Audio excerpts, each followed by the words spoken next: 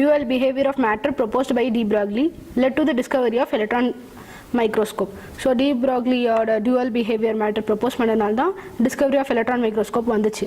So often used for the high magnified images of biological molecules and other types of material. So அதனால அந்த electron microscope வச்சு தான் நிறைய magnifications in biological molecules எல்லாம் use பண்ணாங்க.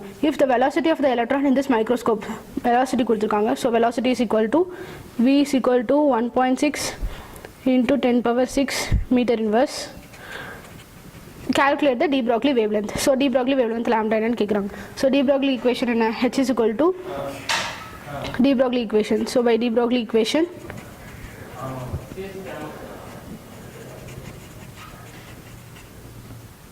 lambda is equal to h by mv. So இதுதான் நம்மளோட equation. So lambda என்னன்னு கேக்குறாங்க. So h is Planck's constant, mass நமக்கு தெரியல. So standard mass 9.1 into 10 power minus 31. So lambda is equal to, so substitute பண்றேன், Planck's constant 6.626 into 10 power minus 34 joule second by mass standard mass 9.1 into 10 power minus 31 kg into velocity கொடுத்திருக்காங்க. So velocity is 1.6 into 10 power 6 meter inverse.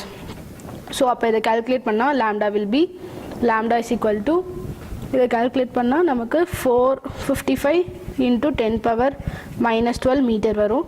So அது எப்படி எழுதலாம்? Lambda is equal to 455 picometer. So this is the answer. So de Broglie wavelength.